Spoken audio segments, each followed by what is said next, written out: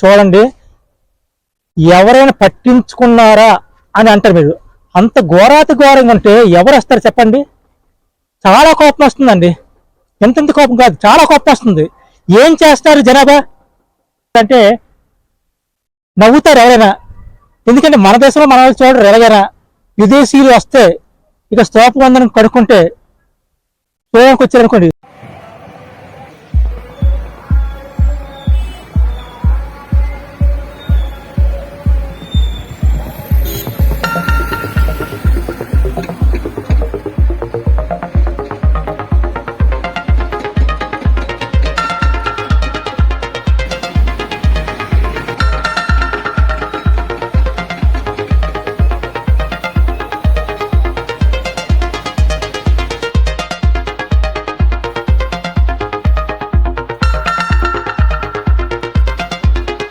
శ్రీకృష్ణదేవరాయలు వేసిన స్తూపం విశాఖపట్నంలో సింహాచలంలో ఉన్నదని మన పుస్తకాల్లో చదువుకున్నాం.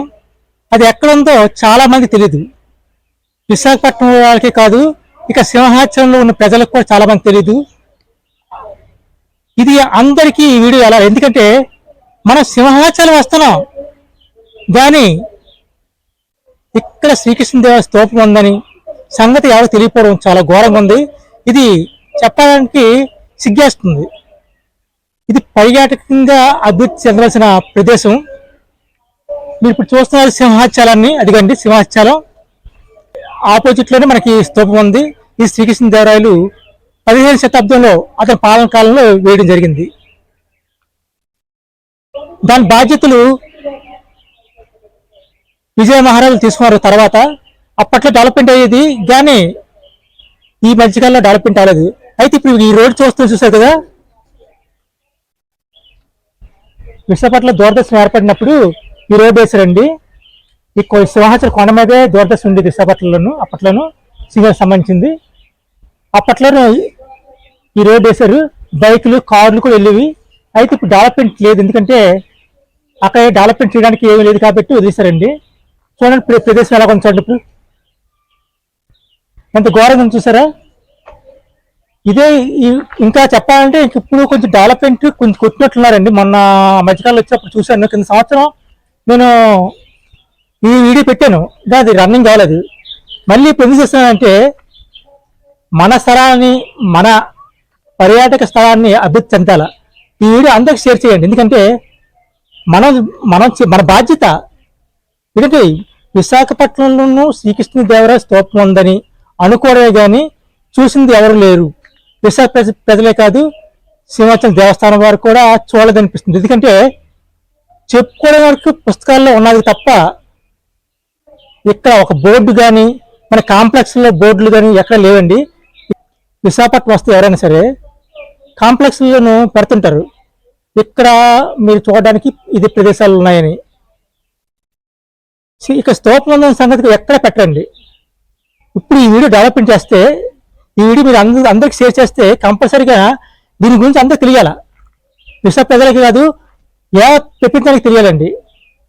ఇది మన బాధ్యత.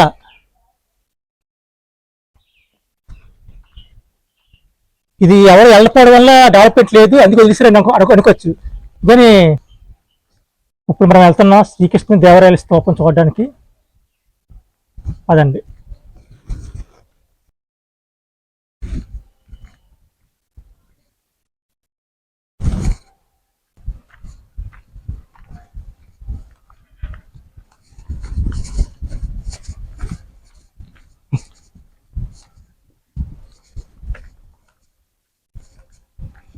మీకు చూపించాలని చిన్న ఆశ.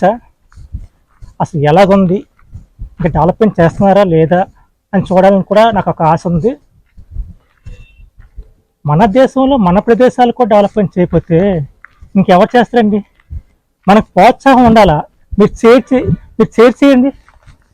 మీరు షేర్ చేస్తే ఈ ప్రదేశం బాగా డెవలప్మెంట్ అవుతుంది. ఎందుకంటే ఎవరికి తెలియకుండా ఉండిపోవడం వల్ల, ఎవరు అడగకపోవడం వల్ల దీని గురించి పట్టించుకోవడం మానేశారు.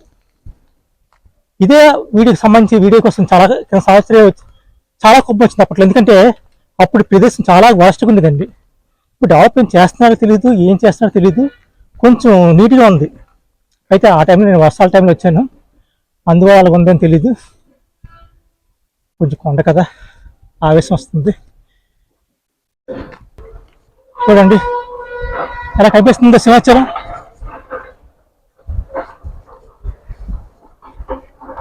మహా అయితే పావు గంట కూడా నడకుండదండి కొండ నుంచి అక్కడి నుంచి రావడానికి. పావు గంట నడక కేవలం. దాన్ని డెవలప్మెంట్ చేస్తే ఎంత బాగుంటుంది చూడండి. ఎంతమంది భయపడతారు పర్యాటక స్థలం చూడడానికి వస్తారు చాలా మంది. సింహాచలం వస్తారు చాలా మంది. శ్రీకృష్ణదేవరాయ స్తూపం ఉన్న సంగతి చాలా మంది తెలీదు. అక్కడ బోర్డులు పెట్టినా బాగుంది, బోర్డులు పెట్టలేదు. బోర్డులు పెడితే చాలా మంది తెలుస్తుంటది కదా. మనం వచ్చేసామండి, దగ్గరికి వచ్చేసాం. ఇదిగండి ఎంత దగ్గరలో చూసారా. ఇక్కడ నుంచి చూడడానికి వ్యూ కూడా చాలా బాగుంటుందండి. ఎంత బాగుంది చూసారా వ్యూ కూడా. అయితే ఇప్పుడు ఇంకా మంచు ఇంకా ఉందండి. ఇంకా ఆ మంచు వల్ల ప్రదేశాలు కరెక్ట్గా కనిపించడం లేదు. చూడండి అలాగుంది. ఆ పైన కనిపిస్తుంది చూసారు టవర్స్, అక్కడ ఉండేదండి ఇంతకుముందు దూరదర్శన్ సంబంధించి ఆఫీసు. దానికోసం ఈ రోడ్ వేశారు. చూసారు కదా సింహాచలం ఎంత దగ్గరలో కనిపిస్తుంది చూసారా. ఇక్కడ కనిపిస్తుంది సింహాచలం. మొక్కలు వస్తే కనిపించకపోవచ్చు కానీ సింహాచలం ఎదురు కనిపిస్తుంది చూసారా, ఎదురుగా ఉంది. ఇక్కడ చూడండి ఈ స్తూపం ఉంది. శ్రీకృష్ణదేవరాయల వారు 1516లో ఇక్కడికి వచ్చినప్పుడు వేసిన శాసనం అండి ఇది. మీరు చూస్తున్నారు. అయితే దానికి ఇది ప్రత్యేకంగా చెప్తున్నారు.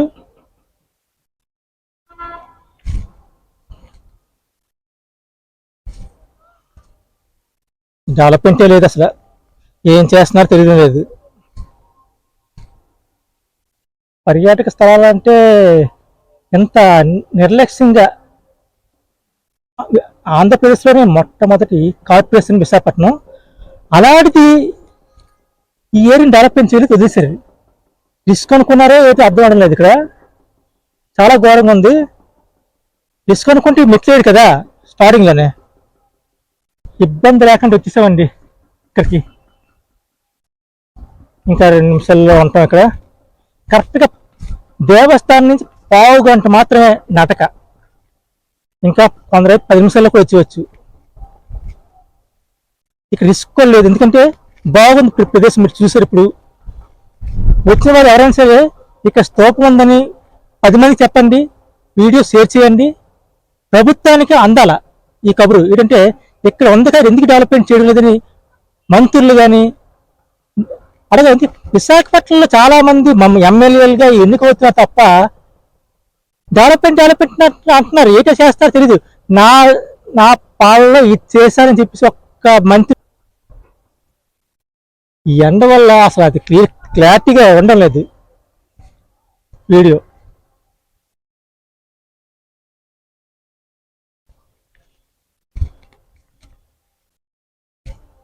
చూడండి, ఎవరైనా పట్టించుకున్నారా అని అంటారు మీరు.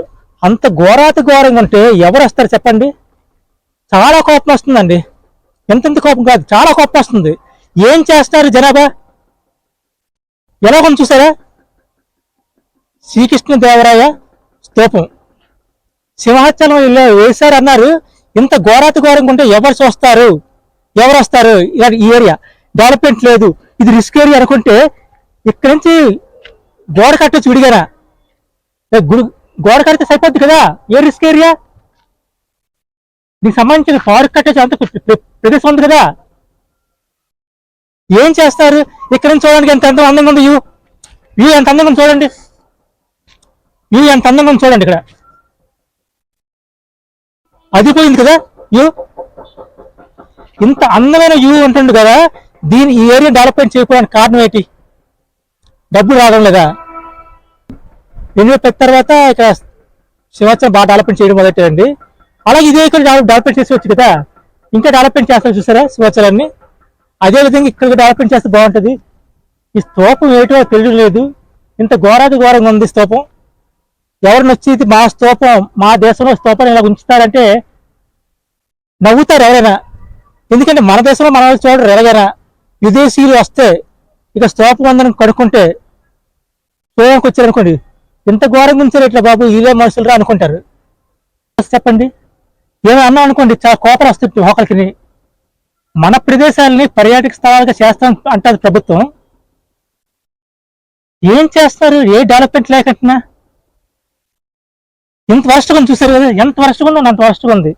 రంగులు వేయాల, ప్రతి 6 నెలలకు ఒకసారి రంగులు వేయాలి, ఎందుకంటే వర్షాలు పడతాయి కాబట్టి రంగులు వేయలేదు.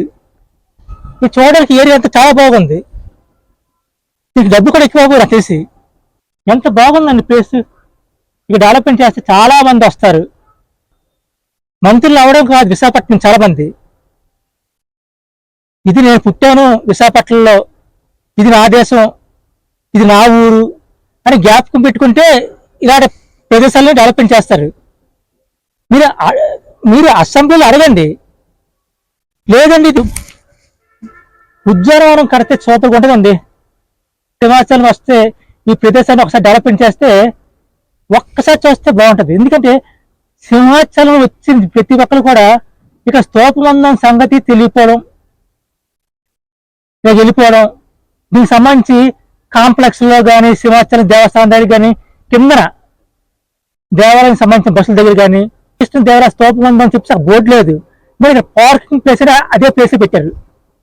ఏం చేస్తున్నారు? దేశంలో రాశి అయిపోయిన కారణాలు ఎవరు? మనమే. అడిగిన లేక ఏం చేస్తున్నారు మీరు? ఈ వీడియో షేర్ చేయండి, ఎందుకంటే షేర్ చేయకపోతే ఎవరు చూస్తారు? మన ప్రదేశాలు మనం చూసుకోకపోతే ఇంకెవరు చేస్తారు? మనల్ని మనమే బాగు చేసుకోవాలా, ఎవరు వచ్చి బాగు చేయాలండి బాబు. చెప్తే చాలా మంది కోపాలు, నీకెందుకు నీకెందుకటి సిగ్గేస్తుంది. ఈ మంత్రులు తప్పేం కాదు, ఎవరో అడగపోవడం అంతవరకెందుకు.